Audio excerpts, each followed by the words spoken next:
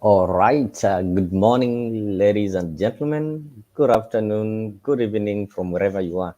Welcome to Afrique 24-hour TV. And this is our morning show. Actually, this is our newspaper review show.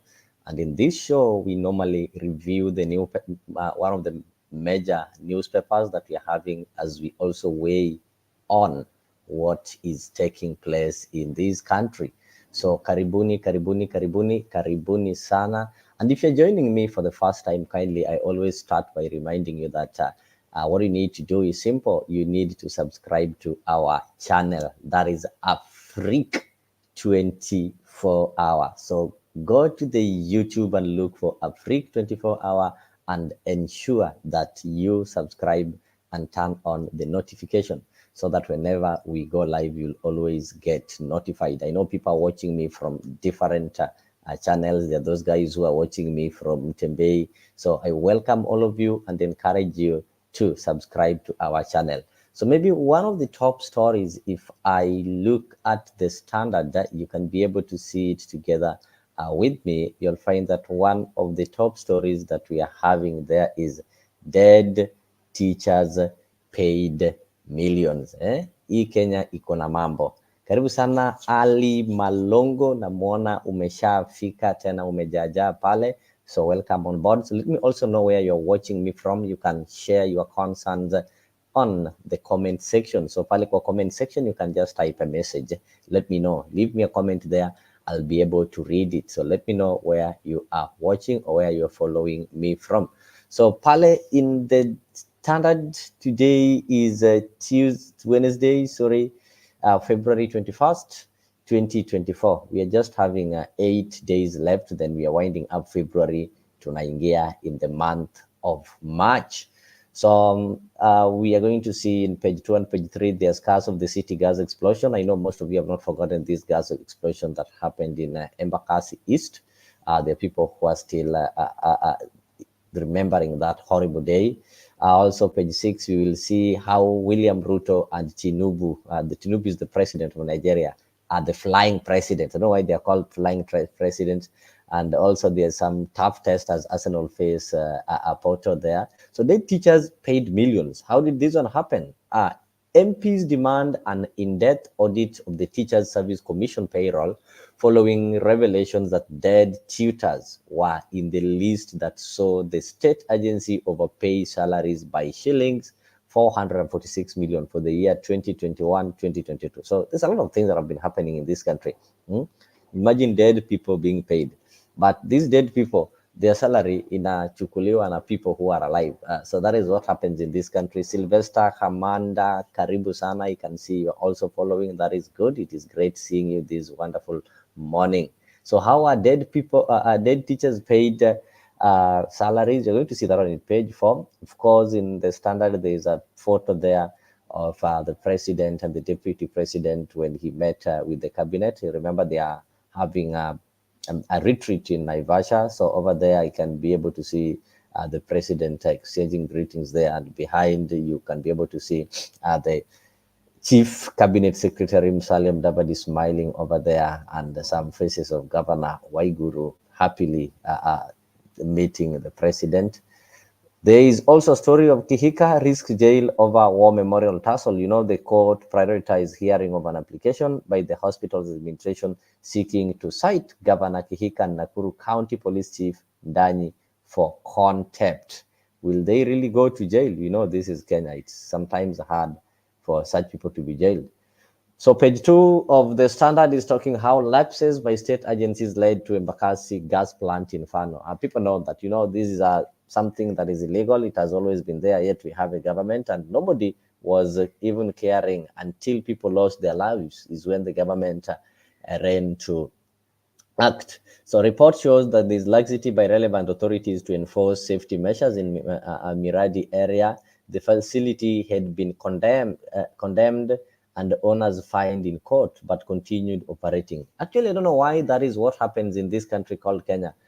People get condemned, people get banned, but at the end of the day, they still continue doing the same thing. I can see Wilson Marita is also there was a closed door meeting between Raila and Uhuru to make these contests not to look ordinary or just a walk in the park. They know what they are doing. Oh, that one is responding to there is some rumors, and Cherargei hate to say it, that Uhuru Kenyatta and uh, how do we call him then, the Ugandan president are now fronting the former president of Tanzania, Jakaya Kikwete, to go and contest for the seat of AU. So people are saying that these people are fronting Jakaya, and the Jakaya is claimed to be more qualified because if you look at his history, Jakaya Kikwete was born in October 1950. This guy graduated at University of Dar es Salaam in 1975, and he did political science and public relations. Remember, these are among the qualifications that are there for you to become the AU chair there. Jakaya was a minister of finance. That is between 1994 to 1995. He became a minister of foreign affairs between 1995 to 2005. Those was, I think, around 20 years. He became the president of Tanzania between 2005 to 2015. He was the chairman of AU. When he was the president of Tanzania, you remember the chairman, we are having the AU commission chairman and we are having the chairman of the AU. So the chairman of the AU, this position is normally held by heads of states. You have to be a head of state of the member states. For example, if you are a president or you are a prime minister, and this one is normally rotational, I think each and every year. So when he was the president of Tanzania between 2005 to 2015, so, you'll find that he was the chairman of African Union, that is 2008 to 2009. He managed to serve as the chairman.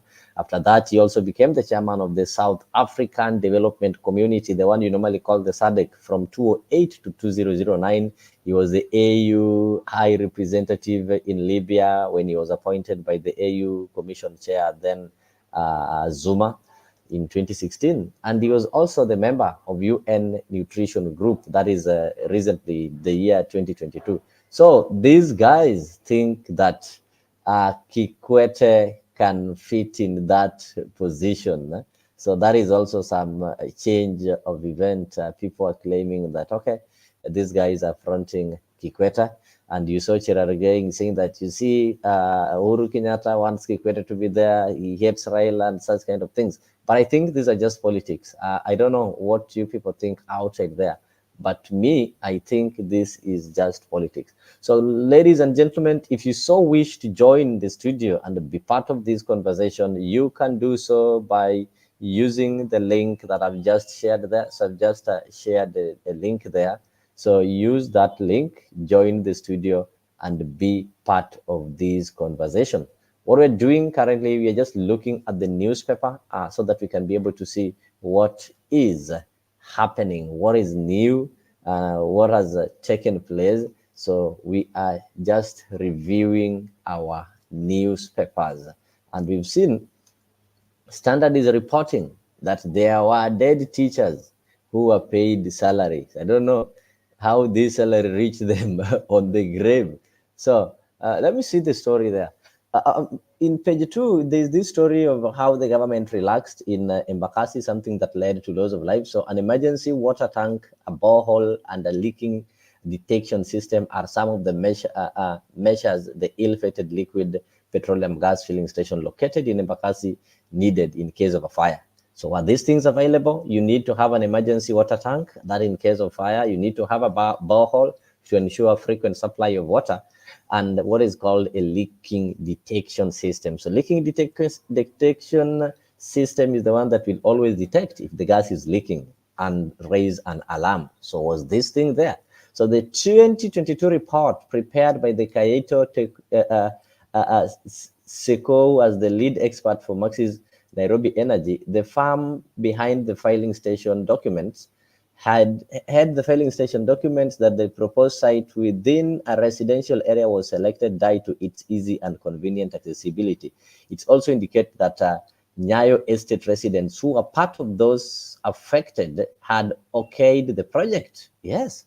How did these people okay the project? You know, in each and every residence, you normally have these people. I don't know, the Nyumba Kumi or the ones who are normally consulted. So they okayed the project. Maybe they'd been given something. So the proposed site is is along a major road and easily accessible by Nairobi County Fire Department in case of emergency. Hence, it's viable owing its accessibility to better emergency response facilities in case of emergency, reads the report. So it adds that keeping in mind the LPG facility requires a reliable supply of water for its operation and emergency, the same shall be obtained from piped water and storage tanks. So this thing was okayed by some people who irresponsibly did it, and it led to deaths of several Kenyans. That is how being irresponsible can cost lives. So the government promised us hot air. Victims claim they are those victims of fire at Embakasi. The government gave them some promises, and they're saying that this is hot air. Karibu sana, good year. I can be able to see you. It's a wonderful morning to see you over there. So how did the government promise these people hot air? That is page 2 of the Standard. The sight of twisted metal all over is a grim reminder of the deadly gas explosion at Embakasi Miradi Estate, where 7 lives were lost, hundreds injured, and property destroyed. Although the wish of residents is to forget the tragic fire incident, the presence of metal debris conjures images of what happened on the night of February. That is what you'll be able to see when you go to the place right now.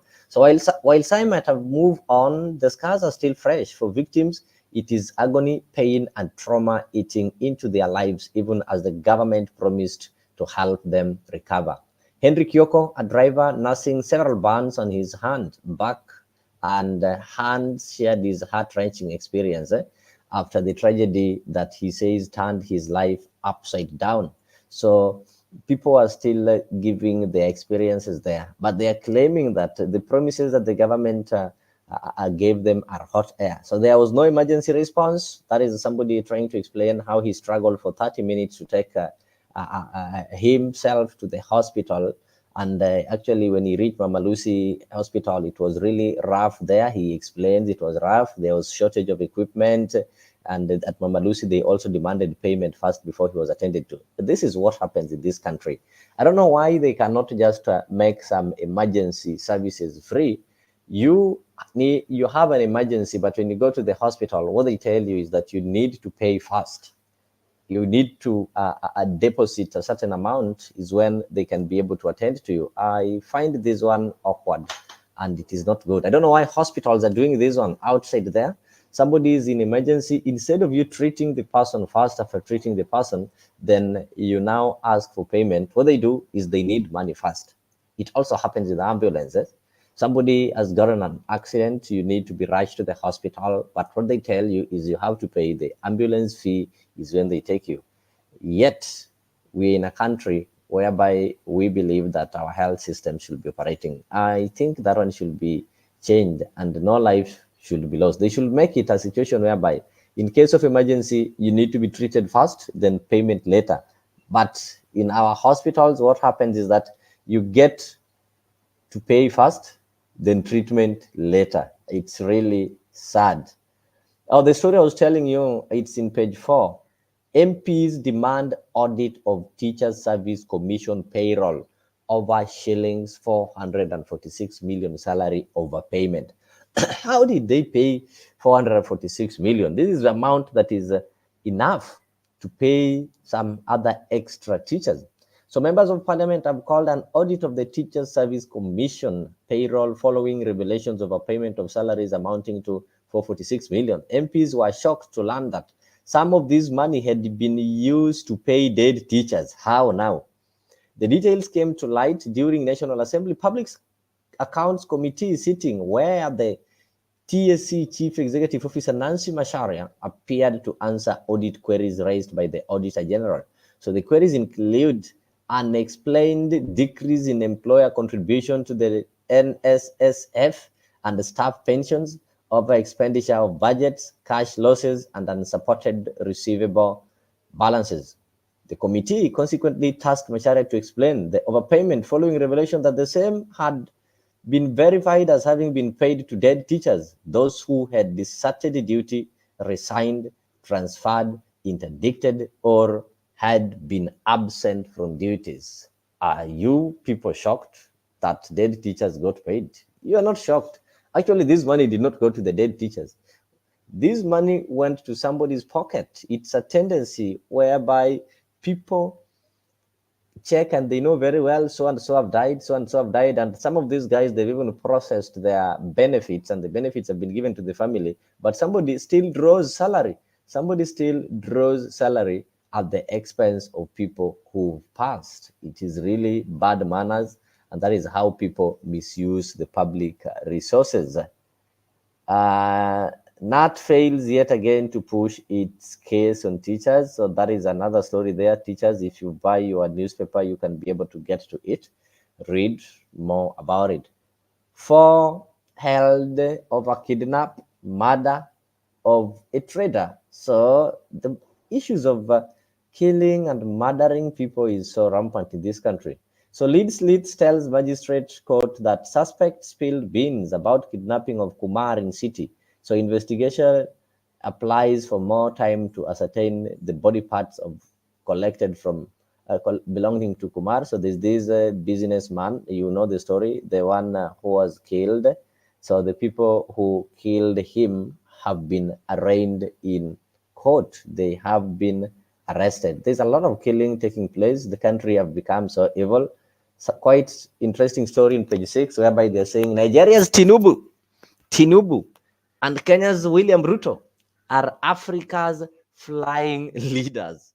Yeah, Nigeria's Tinubu and Ruto, Africa's flying leaders, come under fire. So the international trips are there. If you look at page 6 of the Standard, the international trips that are made by Kenya's William Ruto are the ones made by Nigeria's Bola Tinubu. So how are these people flying? Look at William Ruto. He's been to United States of America. He's been to UK. He's been to France. He's been to Uganda. He's been to Ethiopia. He's been to Kenya. He's been to DR Congo. He's been to Saudi Arabia, UAE, Israel, Egypt, Japan, South Korea, China, Mozambique, South Africa. So they're trying to compare how these two presidents have really been flying. Let us see. Since Kenya's William Ruto and Nigeria's Bola Tinubu became presidents, they have faced similar criticism over their frequent trips abroad. The two men have been the subject of unflattering descriptions, the cost associated with their alleged passion for air travel often contrasted with tough economic conditions at home. A Kenyan newspaper, The Standard, nicknamed Mr. Ruto the flying president, that it appears that he cannot pass up any opportunity despite pressing domestic demands such as dealing with high cost of living. Yeah? They're saying that our president cannot pass any opportunity to fly.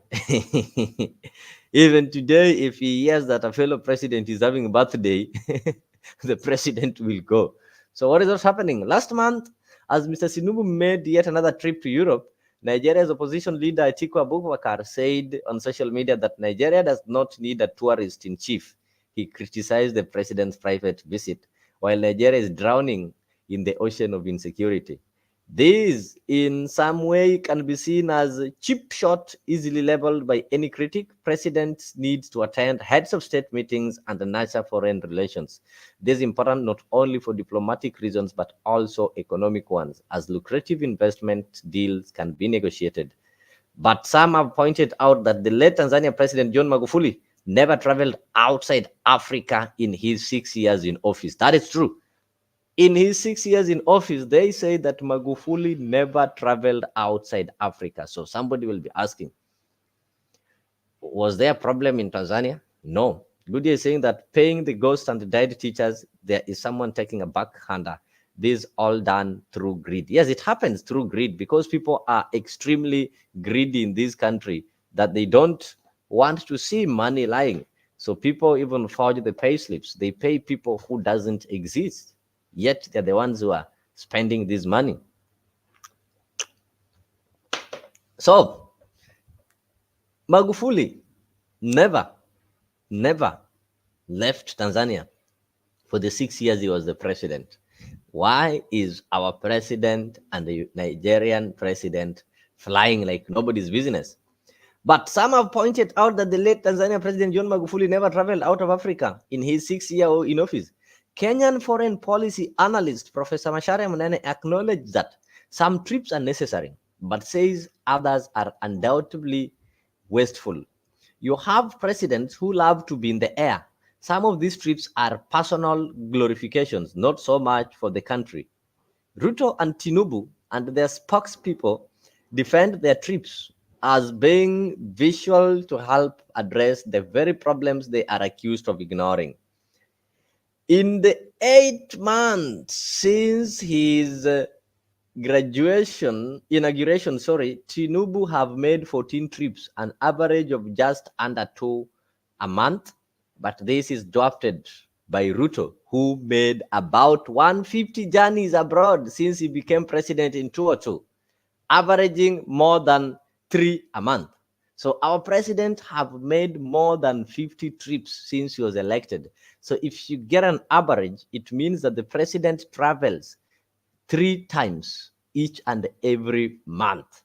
So in comparison, Ruto's predecessor, that is Uhuru Kenyatta, averaged just over 1 foreign trip a month in his decade in charge, similar to the record of Nigeria's previous president, Muhammad Buhari, although in terms of total days spent abroad, the difference is not that much. So other world leaders have also notched up the air miles, but Ruto and Tinubu face continued questions over whether every trip is necessary. The Nigerian and Kenyan leaders are both in Europe at the end of the last month. So this is what they're saying. Look, William Ruto so far, the days spent abroad by the current and the previous presidents. So far, William Ruto, in the first 18 months, William Ruto have been abroad for 104 days, while Kenyatta, in his entire 10 years, was abroad for 95 days. Guys, why is our president traveling this much? Why do we have a traveling president? Maybe he knows why he's traveling. Another interesting news there in page 7, detectives retrace Kiptum's final moments. They're trying to trace what happened. And when you look back at home, they were busy preparing for him some house, which some people also criticized that the quality of the house that was being prepared. But that is the nature of Kenyans. But what we have to thank the president for accepting and ordering that he be built some house. Rugby players sues AG and top judges, alleges gang rape trial was unfair. You know the case. There are these rugby players who are charged of some gang rape. Hawa watu wanakula tu watu by force. Wakishatoka kwa rugby, I don't know what happens with these celebrities. So they have decided to sue the Attorney General and some judges, and they're saying that the trial was unfair. That was Alex Olaba and Frank Wanyama. You know the story. Let me just read for you a bit. Rugby player Frank Wanyama has sued Chief Justice Martha Koome over alleged miscarriage of justice in case where he is accused of gang rape. In his case, Wanyama claimed that to date, he has not received a full record of the High Court trial to enable him to appeal. At the same time, he argues that the judiciary's ombudsperson allegedly informed him that the original record of the High Court had been tampered with. Wanyama also sued the president of the Court of Appeal, the presiding judge Milimani Court, the Chief Magistrate Court, and the Attorney General. According to him, it is impossible for him to get justice in his appeal. This is a clear indication that it is impossible for petitioners to be accorded a fair hearing in his personal appeal at the Court of Appeal. That is how he is arguing that the case was unfair. The court is not making it possible for him to appeal a case whereby he was found guilty of some group or gang rape. I don't know what happens in our court system. Yeah, people are having claims that things are not okay. Another sad one for Susan Kihika, who risks jail term over hospital dispute. You know, the dispute that has been happening in Nakuru. So the Lands Court has given priority to hearing an application by the management of the War Memorial Hospital seeking to have Nakuru Governor Susan Kihika and County Police Commander Samuel cited for contempt. So the two allegedly violated several orders issued by the Environment Lands Court in the past 4 months. Yesterday, Nyandaro Environment and Land Court Judge Eunice Angima said that the contempt application will be given priority as it involved disobedience of court orders. So I don't know why leaders find it so easy to disobey court orders. Even the governors, there is a court order that is preventing you from making some actions, and you go ahead. This, he said, will be followed by hearing of the case involving the land on which the hospital stands. The hospital management wants Mrs. Kihika and Mr. Ndani found guilty of contempt of court for disobeying the court orders that stopped their interference with the running of the hospital. Justice Angima granted the hospital management to the county government and the police until 17 to submit their responses. So people have been disobeying the court orders. Yeah, the court orders are just, they're not taken seriously.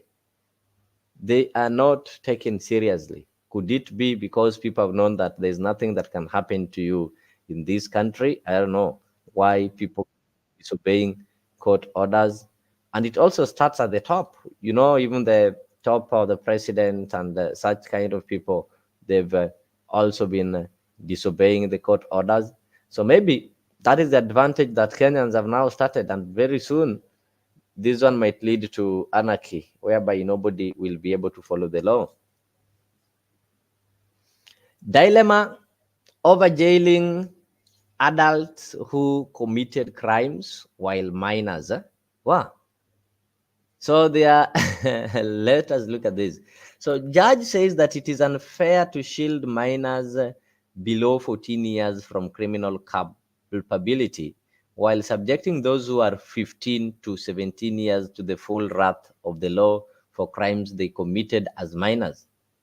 Another judge says minors who commit crime should not be treated with kids' gloves and wants structures put in place to deal with teens who are approaching young adulthood. So this is what the judge or some magistrate said, that I will easily find that children in this age bracket, that is over 14 years, have not have been adequately protected. So there is an element of discrimination. There is no explanation why the lacuna of the law continues to exist despite several decisions of the Superior Court addressing the issue. So they want those people who are teenagers to face law equally as adults. So the young adults, they want the young adults also to be able to face full trial. This issue whereby you're 14 years old, you do a mistake, then wanakwachilia should stop. There's a certain cartoon there. I want you to see it. So there's a certain cartoon there. Somebody, and I know this person is putting on some ODM quote, and he's saying vacuum, water vacuum. But if you can be able to see him very well, this is the ODM deputy party leader, Wycliffe Oparanya. Oparanya is trying to put on some shoes.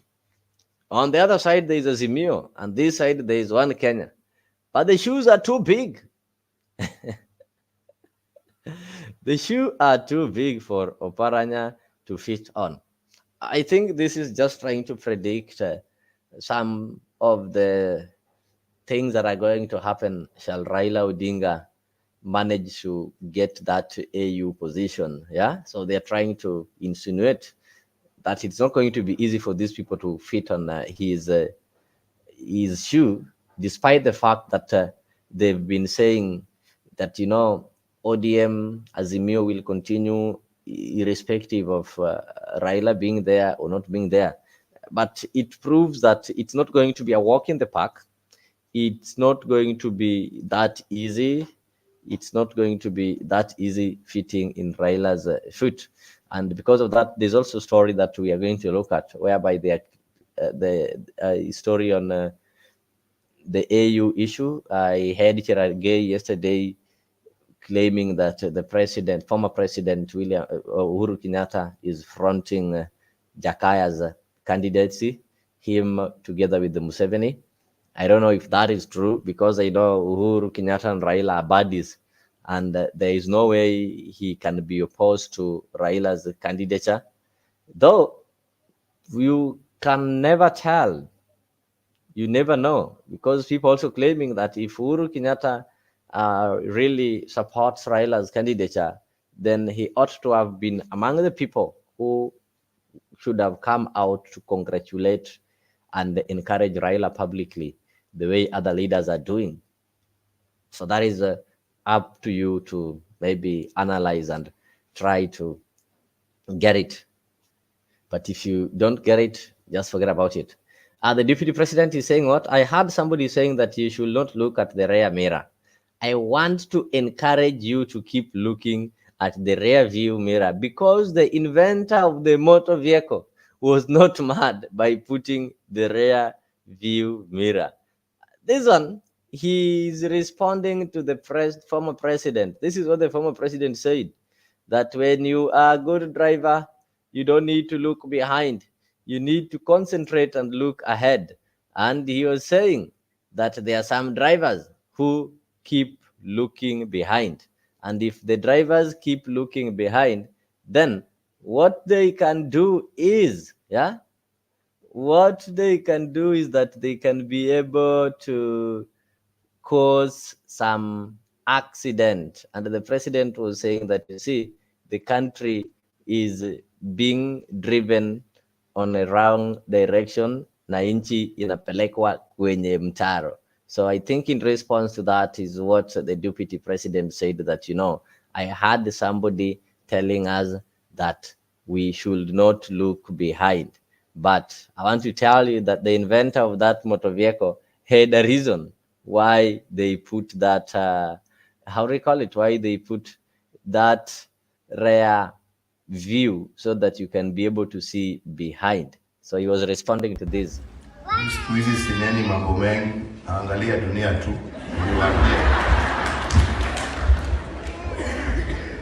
Wengine unaangalia, unashika kichwa, unasema gaiwi ito Jehova. Wengine unajiuliza ni kulia, wengine unacheka. Lakini Kenya ni nyumbani tu. Tunaendelea, tunatakia wale wako mema. Lakini wakati nilikuwa kwa uongozi, nilikuwa naambia watu kitu kimoja. Kama wewe ni kiongozi, kama wewe ndio umepatiwa steering wheel ya kuendesha, kama ni county ya Nyandarua, kama ni constituency hii, kama ni nchi ya Kenya, pale popote, kama wewe ni kiongozi wa maana, kiongozi wa maana anashika steering wheel, anaangalia mbele. Sio kila saa kuangalia rear view ati ametoka wapi. Unaangalia mbele. Ukiwa mtu wa kuendesha ukiangalia rear view mirror, wewe ni mtu wa kupeleka gari katika leo ni kuingia mtaro. Wako ni murenda gutongoria bururi. Rora imbere mumenye kuria muratwara. Omwatira na juku na ige na maundu matari kuria mari. Hakuna pahali mnaenda, hakuna pahali mnapeleka nchi. Nchi inataka viongozi ambao wako na maono ya mbele.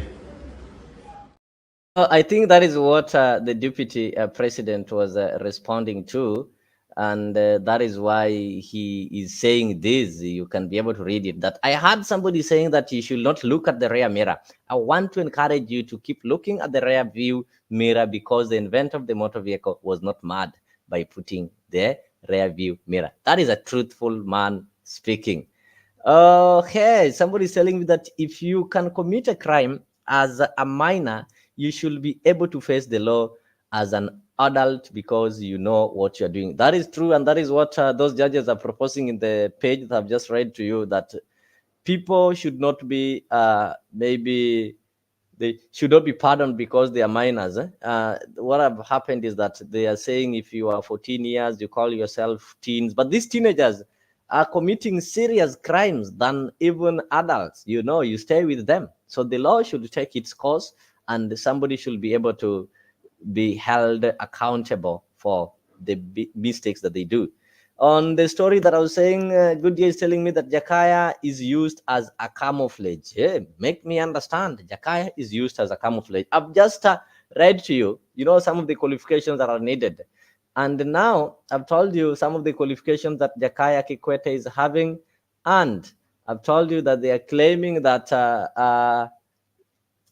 these guys are now fronting Jakaya Kikwete. Do you think it is true? Do you think that Samia Suluhu is going to front Jakaya Kikwete? Because what is happening is that this is what Cherargei said. I know Uhuru is not happy with Raila getting the AU job. That is why he is funding Jakaya Kikwete to frustrate Raila's effort in getting the AU job. That is what Cherargei said.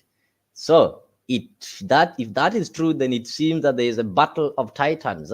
That is as if the former president of Tanzania, Jakaya Kikwete, will have to join the race to succeed Musa Faki as the AU Commission chair, then it means we are going to have some East African battle between our very own Raila Odinga and Jakaya Kikwete. And I don't know how it will end, or it is just some propaganda. Politicians can be evil. Politicians can be evil, and they can take any opportunity that they have to ensure that they cause some disunity. Maybe somebody is telling me, maybe somebody is out to cause some disunity and some make it uncomfortable for the members of Azimio. So the best way is to tell them that, you see, the former president is supporting so and so. I don't know. They've also been rumors that Uhuru Kenyatta also wanted the position, but he delayed in announcing. Then William Ruto organized with Raila to go and announce. So mambo ni mengi. Somebody also said yesterday, he heard it somewhere, somebody saying that Uhuru Kenyatta is working against Raila Odinga, and all his digital strategies, close allies have indicated to support former president of Tanzania, Jakaya Kikwete. Just like during the 2002 elections, Uhuru Kenyatta is pretending to be with Raila Odinga while secretly plotting or undermining him. I don't know how true is. Oh, good. You said I've answered myself. Okay, maybe. But somebody can give me some better answer, or somebody can maybe help me understand it in a different way. Yeah, in a different way, because that is what I think. But people have got different ways, and what I'll maybe wondering, how would Uhuru Kenyatta go behind Raila to support somebody else? And these guys are buddies. These guys are friends. These guys are in the same party. These guys come from the same country. Does it mean that Uhuru Kenyatta doesn't like our country, Kenya, to an extent that he wants to support somebody from a different place? I don't think that one can happen. But all in all, politics is a dirty game. In politics, everything is possible. In politics, even the person that you think is your close friend can turn out to be your enemy, can turn out to be the person who is maybe wishing you bad. So let us look at the next page. If you have some news over there, those are people's opinion. You can be able to read when you get you grab a copy of your newspaper. There's an opinion talking of the legislation of the Affordable Housing Bill, which is in conflict with democratic values. Somebody is claiming that, so you'll be able to read through. There are so many people. There is a question that was posed there: is house a befitting state tribute to Kiptum? And this is a story that I don't know, guys. You people have gone to the media, social media, and you've seen photos trending there of the house that is being built for Kiptum. I don't know your take on that. So somebody was asking if it is a befitting state attribute, because for this house to be built, it is the president who said so. So somebody is saying yes, it is a show of appreciation for his feat. The state has done good to build a house for the late Kevin Kiptum. It was unfortunate that the marathoner passed away when his career had just started taking off, and he had not yet built a house for himself. So what the government is doing conforms to some African traditions. When an individual passes on and has no house, people come together and build one. If anything, if the state had not stepped in, I'm sure Kiptum's friends and family members would have pooled resources to build his family a house. So the house will come in handy for Kiptum's wife and children. It is their gift from the government, considering the sacrifice Kiptum made for the country. It's a good way for the government to give back to the family. My prayer is that the state and even the local county government should find a way of ensuring Kiptum's family is well taken care of after he is laid to rest. Kiptum's family need not to suffer after their sole breadwinner, who brought fame to the country, is interred. Somebody said, no, it is unfair to honor him after his death. It's not necessary for the state to build Calvin Kiptum a house after his death. Building a house for someone after they die is not fair, because they will not even know about it as they are dead. So that is somebody's opinion. But you guys, you saw that house. I don't want to debate about it. People have really criticized the government. They've criticized the design that was built. Pen Nyagaka, good morning. Long time. You need to come. We need to see you. Pen, look for me. Eh? Send me a message. Send me your contact. We need to get in touch. Eh? You can't just sneak in the country and pay the taxes na umenyamaza hivyo. Or could it be that umepata hizi taxes sio venye ulikuwa unasema hapa? On a lighter note, look for me, Pen. So guys, I've said I don't want to discuss about that house. There are some photos in the social media on Kiptum's house, and people are saying that the government have decided to build for Kiptum, how do you call it? A chicken house. People are saying that wanamjengea nyumba kama ile nyumba ya kuku bwana. But I know the final thing is going to shock people. It is not going to be what they saw.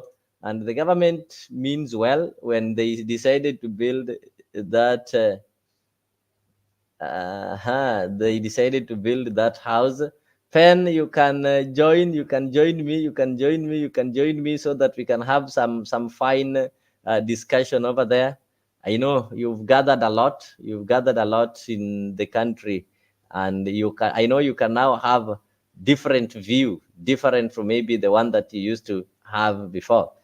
So that is the house that they built for Kiptum. Eh? No, that is still in the process. They're still in the process of building. That is how it is coming out. You see, that is how the house is coming out. I know people have got so many comments and so many issues about the house, but the most important thing is that the president promised Kiptum the house, and finally he delivered. And for those people who've been saying that this government of William Ruto does not fulfill the promises, at last, that is a government project. In 2 days, a house has been built. Goodyear is saying that the media talks to sell papers. If Uhuru wanted to stand for AU chair, he would have done it before, because he had the opportunity through some African leaders who are proposing him. Goodyear, there are some people, I even hosted one here who told us that recently we saw Uhuru Kenyatta traveling, meeting African elected leaders. He was having a lot of some trips, and they are claiming that these trips he was trying to create and make some intrudes into these African leaders, so that shall he declare that he wants to get the seat, then he'll get some support.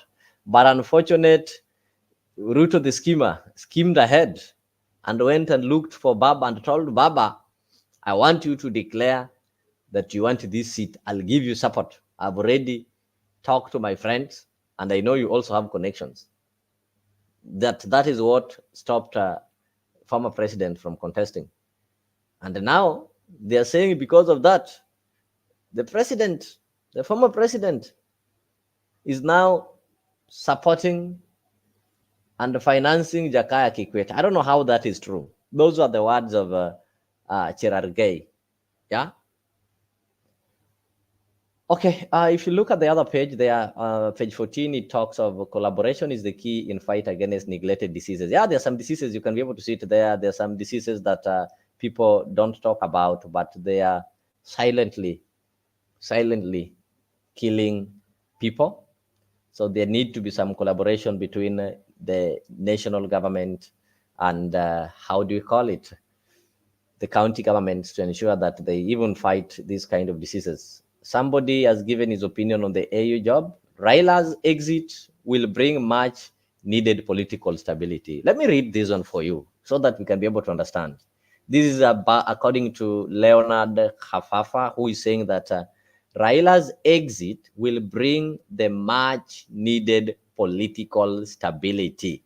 In the early days of the Kenya Kwanza administration, President William Ruto publicly proclaimed his priorities. Two of them were the stabilization of the country politically and economically. Following fractious and divisive presidential elections, it was clear that the country was deeply fixed, with many defranchised by the electoral outcomes. There are people who've been up to date, they've never healed. They are still suffering from the election hangover. Let me say so. There are people who still feel and they are entitled that they won the elections and they feel that the government is theirs. There are people who still feel that the elections was not conducted fairly and they thought that their win was denied and overturned. They've never healed. They've never moved on.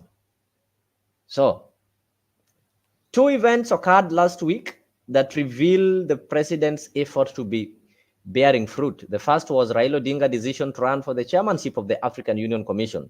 The second was the rather delightful news that the Kenyan shilling had reversed its downward spiral against major currencies, rapidly clawing back ground that it had ceded from the last year. So Raila's announcement to step into the continental leadership has been deemed by political pundits to be the retirement, to be as his retirement from local politics.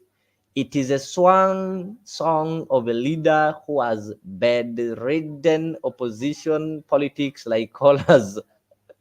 Raila has been the face of resistance against the excesses of successive administrations. Actually, that is true. That is why when Raila says that he's exiting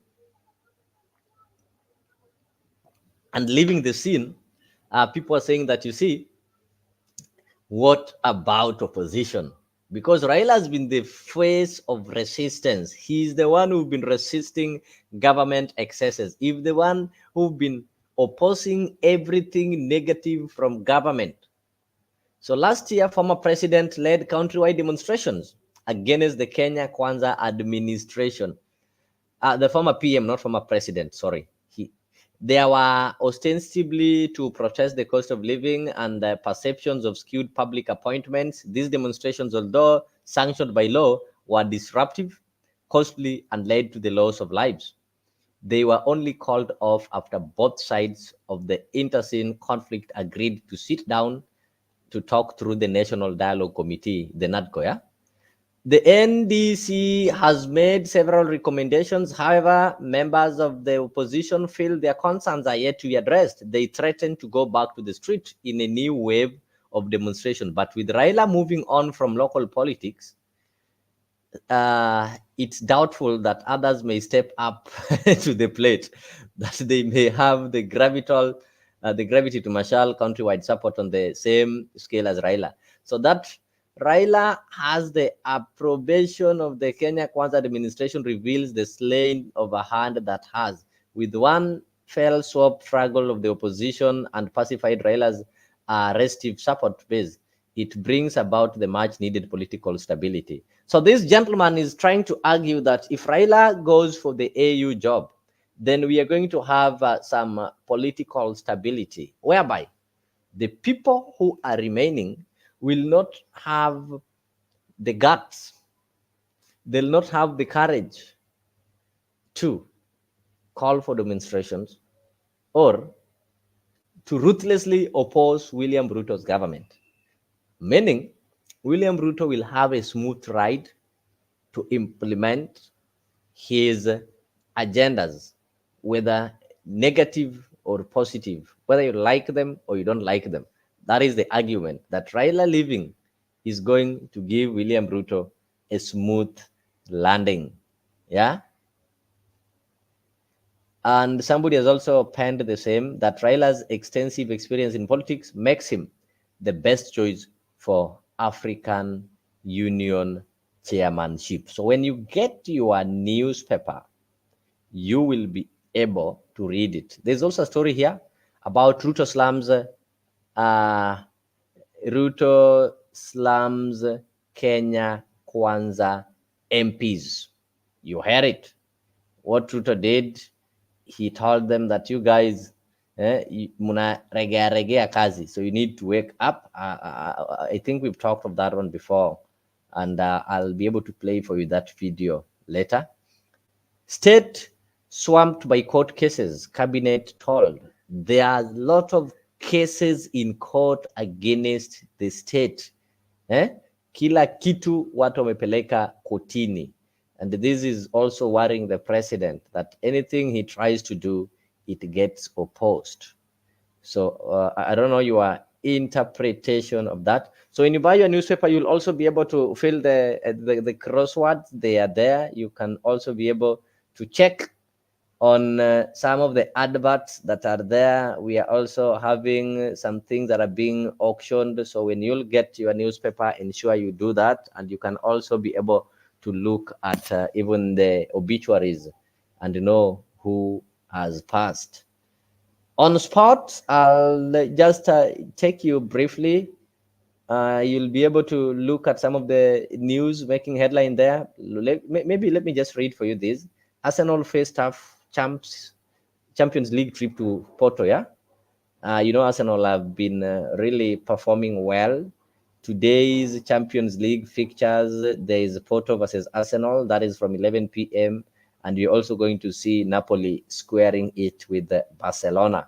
I don't know your take, the team that you support. And me as an Arsenal fan, as a Ghana, I believe that we are confident enough to tackle Porto at their home and come back with the 3 crucial points that are needed. Raila packing to AU chair will bring benefits to Ruto, Kalonzo, and even Babu Owino. Yes, Kalonzo have started campaigning. Yes, I'll just show you. That one might be true, because even after that, right now we can see Kalonzo has also started campaigning. He's not just seated there the way he used to sit, and maybe like I'll just play for you this. Kalonzo is already campaigning. He started associating him. David kwa niaba ya Jubilee ya Uhuru Kenyatta, ambaye pia ako pamoja nasi strongly.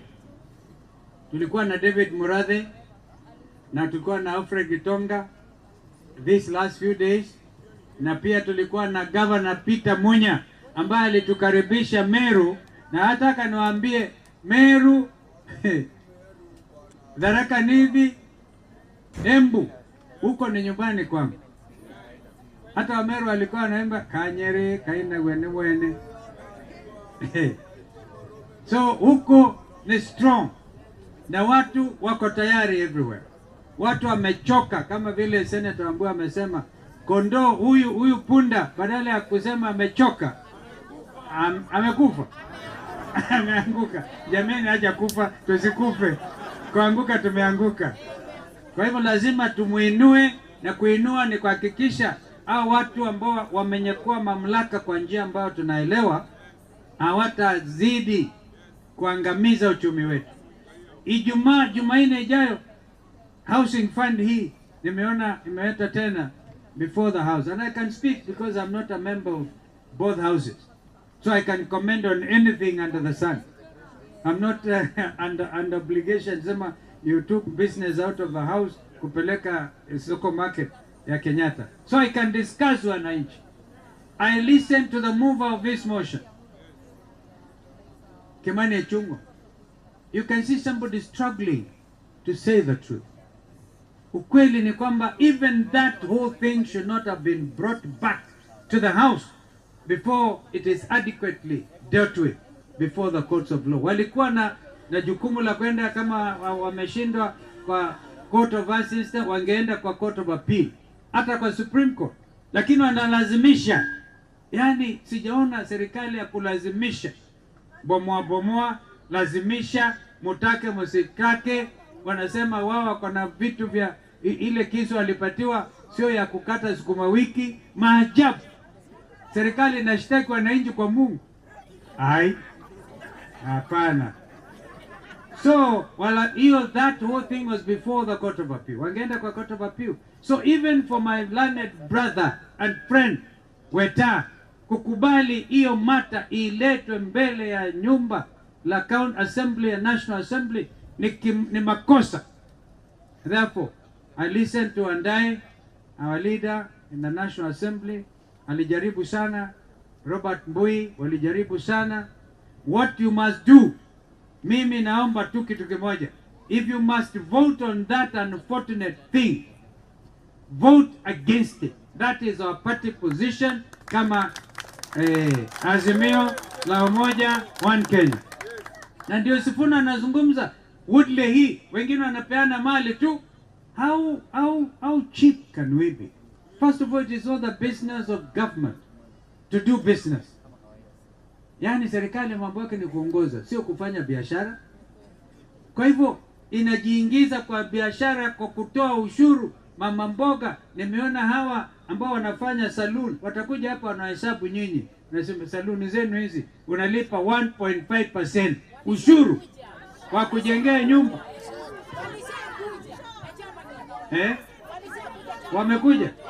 Walikuja kuhesabu nyinyi. Wangama sema wapotee kabisa, hatutaki mambo yao. So ndio tunasema hii kwa therefore we are saying on Thursday tunakutana kama tena viongozi wa Azimio One Kenya with the economic team, na tutatoa bado msimamo. Kwa hivyo tunahakikisheni hakuna pengo. What has happened kwa mambo ya ndugu yetu Raila Odinga is something we are very proud of. We shall campaign, is beyond now partisan politics. Na kwa hivyo kwa sasa tukae hivi. Na mimi nataka nikamilishe basi. Nyama tumekula. Ama wananipatia wiper kwanza, wiper. Sifuna na baba walienda everywhere. Yes, that is Kalonzo. Kalonzo, I think he realized that kuna nafasi. There is an opportunity, and Raila is exiting the scene. And if Raila is exiting the scene, he now has to prove himself that he can be able to steer Azimio. He can be able to take over and continue doing what Raila was doing. And that is a good gesture if you've seen him. And you've also started identifying the kind of people that you need to work with. You see him working with Babu Owino, you see him working with Edwin Sifuna, which is good and positive, and is giving hope to the Azimio members who thought that when Raila goes, hawana pali pa kwenda. Now Kalonzo is trying. Yeye pia ameanza, and maybe you can just listen to this also. I think wewe fikiria Kalonzo, tuko na x-ray machine pale Mutuini hospital. Hawa watu wako karibu na Imbagadi. Watu wanatoka Mutuini huko kukuja kufanya x-ray hapa, kwa sababu ati x-ray room ya Mutuini haina mlango. Mlango nikauliza hii mlango ni pesa ngapi? Ati shilingi 700. 1700. Billboard 2 ya Sakaja inaweza weka mlango kwa hiyo x-ray, lakini yeye anataka tuone sura yake tukienda nyumbani, anasema iko sawa. Sasa Mheshimiwa Kalonzo, tuko na shida kubwa. Number 2, iko mradi ya ujenzi hapa Woodley. Si mnajua? Tulikuwa na viongozi wa Woodley jana majuzi kwa ofisi yangu. All the council estates zile ziko targeted ya redevelopment Kalonzo, wanasema county government imekataa kuwasikiliza. Hawataki kufanya public participation. Waulize watu wa Woodley, mnabomoa nyumba zetu, mtatupatia gani? Mnajenga nyumba size gani? Na soko itakuwa wapi? Hiyo maswali watu wa Woodley mpaka leo hawajapata majibu. Kwa hivyo mimi kama seneta wangu, si ati tunapigana na governor, lakini lazima afanye nini? Kazi. Mnasema ashukishe billboard aweke mlango Mutuini. Wangapi wanasema tushukishe billboard tuweke mlango Mutuini? Asante sana. Jambo la mwisho Mheshimiwa Kalonzo, sisi tunataka tuwaambie nyinyi viongozi wetu ndani ya Azimio, muungane, msimame pamoja, kwa sababu wacha nikuambie, Kenya mzima watu wanawaangalia na kuwategemea nyinyi. Hii kazi ambayo tulijiingiza ndani, hii shida tulijiingiza ndani ya Kenya kwisha hii. Wananchi wanangoja tu siku ile watapata fursa kupeleka Jakaya nyumbani. Sasa nyinyi kama viongozi wetu, tafadhali shetani asiingilie katikati, muweze kuachana. Nataka mtembee pamoja na baba Raila Odinga, mubaki pamoja. 2027 ile kitu mtatuambia kama viongozi wenu, kwa sababu ile kitu watu wanataka ni Jakaya washuke. Wewe fikiria Kalonzo, tuko na x-ray machine pale Mutuini Hospital, hao watu wako karibu na Imbagazi. Yeah, that is Kalonzo. Wameanza campaign and that is really positive. You can say somebody heard me that Nakuru is giving Kalonzo some hope when they sing everything is possible without Ruto. Huko Nakuru wameanza kuimba yote yawezekana bila. Okay, but this one happens. People can sing, but tumejua voting hiyo debe pale, ukienda pale inakuanga ni wewe na wewe, nobody is watching you, so it's a secret ballot anyway. I can sing everything is possible bila Ruto, but when I go there I'll still have to vote for him. So it depends the results. Matokeo ndio itatuonyesha kama hawa watu kwa hakika wanamaanisha yale wanasema, lakini kwa sasa hivi we can't say anything, but the field is opened. It's good for the Azimio. You now have Kalonzo there. Kalonzo ameshajitokeza and he is really moving across the country trying to look for some solutions. And the president is also not getting tired. The president is also giving hopes to Kenyans. I just want to play for you some of the speech that he made when he met with the Kenya Kwanza members of parliament and the senators in Naivasha. And he gave hope and he said that hata hii mambo ya affordable housing mnasema lazima itakuwa implemented. So I don't know how it is going to be done, but this is what he had to say. I also want to ask you members, we have negotiated for opportunities for export of labor from Kenya. We advertised the other day for 2,500 nurses. Bore and Mwadime, how many nurses have we got so far? Imagine, we have only 500. And these are people who are going to earn 200,000 plus.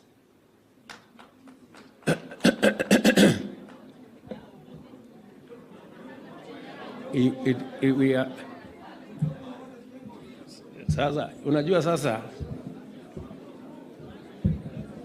you know,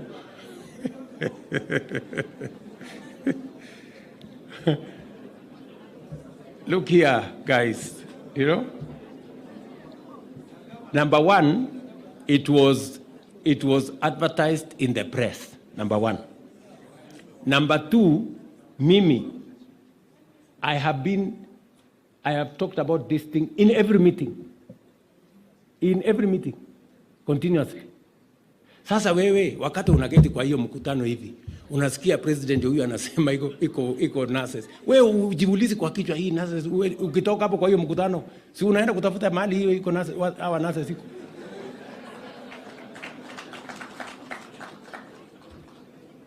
Friends, because I still see people here saying we are not aware. You are not aware. Sasa mnataka nifanye nini?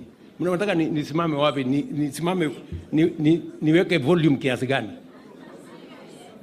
As we are talking today, listen, members of leaders, as we are talking today, Bora is here. Where is Mwadime, or that other gentleman? Yes, that Mwadime is there, the PS concerned.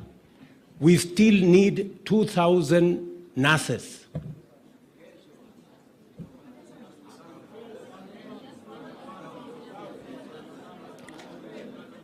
Nabado, just wait. Wacha tukugaba. Leteni kwanza tujaze ndio tuone. I'm just giving you the exam. Go look for, we have an intelligent person will live here and go and do what they must do. You have constituents. They will take a lot of offense if they discover that there are opportunities. Imetangazwa everywhere and nobody has come for them. That is not enough. We have 500,000, maybe 1 million of such opportunities. Mnanielewa? It has to be deliberate. Somebody has to do some homework. I am trying to set up the bureaucracy. Tumepata tu challenge kidogo. We were to set up both the bureaucracy in NITA and in NEA to support you on making sure that you have as much information as possible. Because I have negotiated many opportunities for young people in Kenya. In fact, my Rosalind there just came back from Germany. We are almost concluding the agreement with the German government because they have asked us for 250,000 job opportunities. And they want us to conclude the agreement before June. Is that right, Rosalind? The same thing is going on with different countries. And it is important for me to talk to you, good people, so that you concentrate your energy in the right place. Unanielewa? Concentrate your energy as a people's representative. I thought we have so many people looking for jobs in our offices. Si tuko na wengi? There are so many, sindio? So please, let us work together because there are jobs out there. There are young people all over the place. We need to connect them to the opportunities.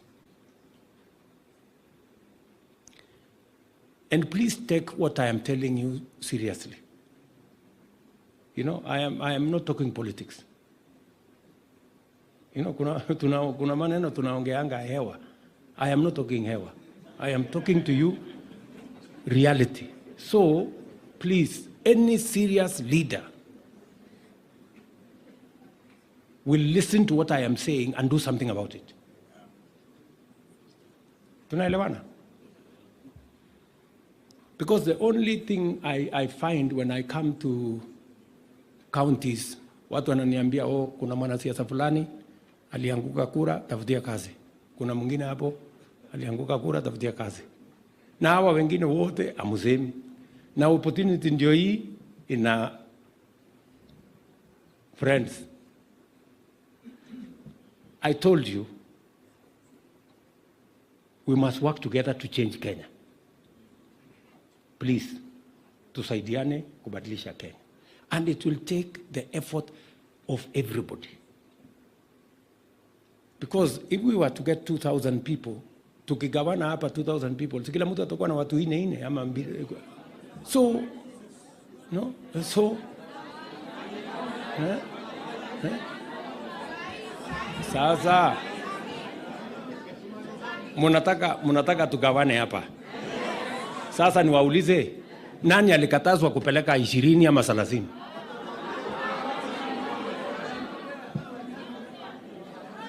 Ati hamjaambiwa? Mnataka kuambiwa na nani? Kwani amsomi gazeti? Na saa ile mimi naongea, mnafikiri mimi naongea hewa? What are you? Saa ile mimi naongea, nyinyi mnasikianga? Do you understand English or I mean, friends, I mean. Yeah, that is the president. Rais pia yuko, and he said aongei hewa. Kuna kazi, the work is there. Those people who want to become nurses and such kind of things. And the president has confirmed to you, wakati anaongea nyinyi mnadhani anaongeanga hewa. Kuna wakati wa kuongea hewa, lakini kuna ule wakati wa kuongea ukweli.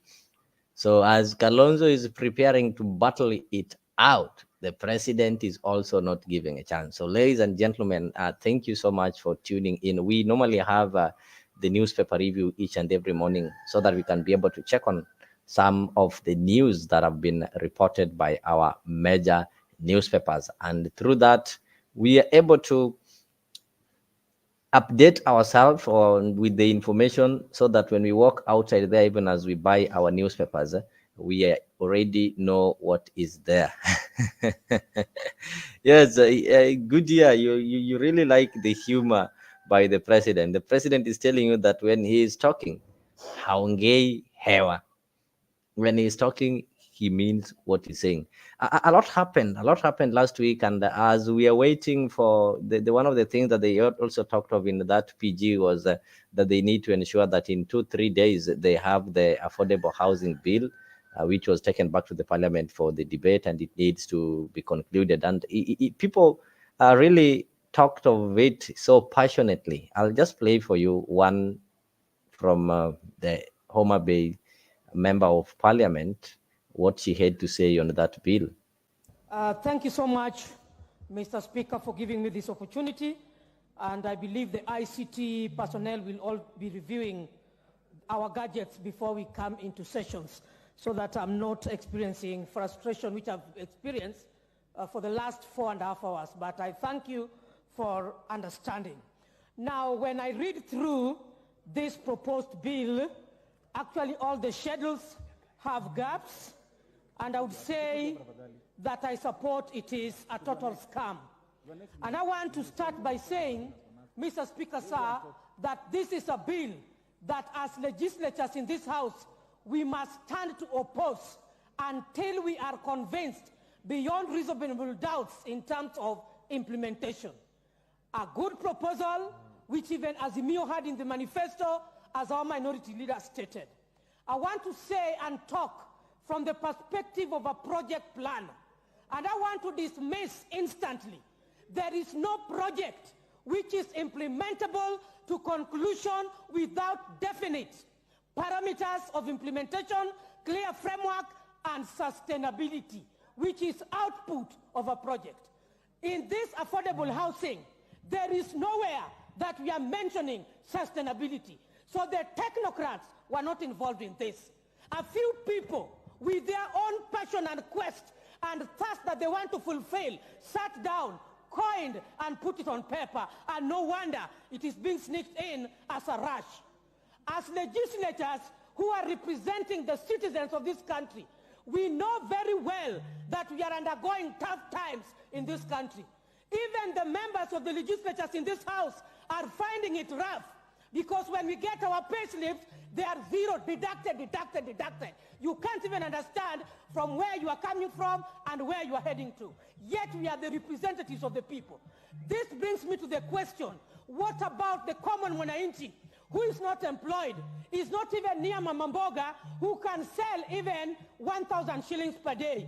I want to say that this kind of affordable housing that we are talking about today, in the objects of the Constitution, primarily, we are saying that fairness is not taken care of. And when we are talking about fairness in this country, when the Constitution is highlighting on fairness, there is no fairness even on the deduction of the employed. There is no fairness of other members of this country on how they are going to foot the taxes. Under the objects of the Constitution, Mr. Speaker, sir, I want to say that inclusivity, which is enshrined in our Constitution, is not factored in the framework of this bill that is proposed. Why am I saying so, Mr. Speaker, sir? When we are talking about Mama Mboga, the Hustler Nation, it is very clear, because I rise to represent, as the county MP of Homa Bay, the PWDs. There is nowhere they're mentioned. We want to say that even the inclusivity is not captured in this proposed bill, because at what point are the youths who are not employed, the women who are not employed, the PWDs who are there? So we are saying framework on inclusivity is missing in this proposed bill. Mr. Speaker, sir, it was very clear that this is a county bill. Yes, I agree. In the same constitution, there is the interrelatedness of the county government and the national government. Mr. Speaker, sir, that is not clearly articulated in this proposed bill, because we are only seeing in the fourth schedule the aspect of the ownership and the board of management. We are sneaking in the CS, we are sneaking in the CEO, of whom I don't know the identification mechanism. Mr. Speaker, sir, we have 47 counties in this country. Mr. Speaker, sir, the framework of identification of the pieces of land is not articulated. Mr. Speaker, sir, we are talking of a public participation which is purported to have taken place. We know the segments of a public participation. Was there adequacy in the notice being provided? Was there involvement of adequate stakeholder and inclusivity of the same? Was it at the local level of the beneficiary who's going to get it? We only saw a spotted flashlight TV, some people seated with good bottles of water somewhere. Are we talking of affordable houses for Mama Mboga, or we are just imagining of things which are not right? Mr. Speaker, sir, I want to say that this House must hold and respect the court order. In regard of this was already stopped. It was important and necessary that we be firm as legislatures and arm of the government, so that we review what we want to bring in place. Because once we rush it, that we have to do this, then take it to the Senate House for corroboration, whatever, that is wrong. That is misleading, Mr. Speaker, sir. I want to say that I also want to highlight that there is prioritization of needs. Why am I mentioning that, Mr. Speaker, sir? What is this rush of the affordable housing? Yet this country, as a country, I'm bringing on board the issues that the government should address. Education, which is key important. Right now, as I'm speaking, we know very well that our education is in a total mess. If we are a government that prioritizes needs of the Kenyan citizen, why don't we look into issues which are weighty, that when we tell the Kenyans that these taxes are going to go to this kind of development, it is going to improve us? Mr. Speaker, sir, we have issues of water and electricity. What is this rush of affordable housing? Teachers have gotten loans and acquired houses. People have built houses in various towns and go back home. You cannot cheat Mama Mboga. There is no framework on which Mama Mboga is going to acquire this house. There is no framework in which the unemployed border, the youth is going to acquire this house. This is not a priority. There are households who are living in a grass-thatched house, but they are doing business and affording to take their children to school. Let us support them. Mr. Speaker, I'm saying it will be wrong, it will be illegal for this House to accept and propose this bill and pass it through unless we want to take Kenyans into rush. Now, when you're talking of the people who are owning the steel companies in the industries, the big industries in this country, I want to count that the very few population of Kenyans owning those industries. When you walk around, even in town here in Nairobi, you'll find most of the industries we have owned by the Asians, we have owned by the Chinese. The Africans themselves are few in this. Who is going to import this timber from Congo? I want to urge this government to tap the underutilized resources from our counties. Bring in investors and pour in and look for grants to ensure that in as much as affordable housing is moving on, resources are revived so that there is sustainability and increased funding, and in terms of improving our cost of living and economic status. Go to Homa Bay, we have a lake. Bring us the industries. Don't open up fish ponds in places where there are no lakes, so that we have fish which is not fish, that we know very well was found in the lake. Let us have things which can sustain our locals from where they are. We have forests which can be undertapped. We have tourism. We have many things that we can do. Even the people who are employed in the private The other one is Ben Sudan. That was he had to say on the affordable housing. We can also listen to Wamuchomba, who also had some sensible contributions on the same. Huh? I will be consistent and I shall remain so. Not because I do not like the policies that are laid down by Kenya Kwanza government, but because I am in this house to pursue the interest of the people I do represent. And the people I do represent are people who have priorities, and the people that I do represent are people who understand the mathematics of making money from the farms and making their livelihoods better. Mr. Speaker, the spirit behind this bill was to dignify the way we live, was to make housing affordable, and make housing accessible in line with the Kenyan Constitution, Article 43. Mr. Speaker, I am excited that the courts of Kenya found it worth to give a clear and sober direction over the existence of a law that oversighted the need to align ourselves with the Constitution of Kenya. Mr. Speaker, when I speak about dignity, you can only be dignified if you are living in a house that the community where you live in appreciate as a home. A home where your in-laws can come in, can enjoy a cup of tea, can enjoy a cup of musik, can enjoy a cup of uji, and get an opportunity to enjoy sunlight. I do not expect that this block of flats that we are proposing we are going to construct in our homesteads are going to dignify our community lives. In fact, they are going to defranchise the cultural setups in our backyard. I cannot imagine my mother-in-law coming to my house in a 6th floor block and live opposite another neighbor who doesn't speak her vernacular and expect her to feel comfortable in such a setting if really you want to dignify me and dignify my people. We cannot come here to purport that we are dignifying people, and we are removing them from their cultural setup, away from what they can access for their cultural dignity, to bring them to a contemporary, modern understanding of what dignity is all about.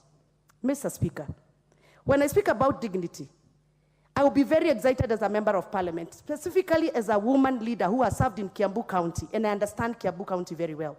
I will be excited if I could hear that we are dignifying the people of Ruabori slums in Kikuyu constituency, where majority leader comes from.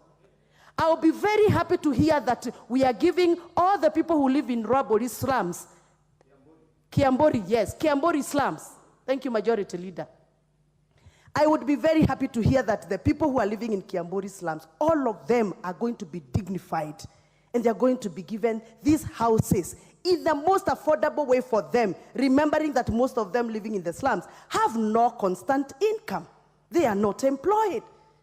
I'll be very excited if these houses are going to be given to the people who are living in Thika constituency in a Geshagi known as Geshagi Kia Madharau, meaning it is a village of indignified life. I'll be very happy if these houses are dignifying those people. I'll be very, very happy if these houses are dignifying the life of the people who live in Gashagi Kamaratadi. That is in a village of houses made of paper, nylon paper, in Lari constituency. I'll be very, very happy.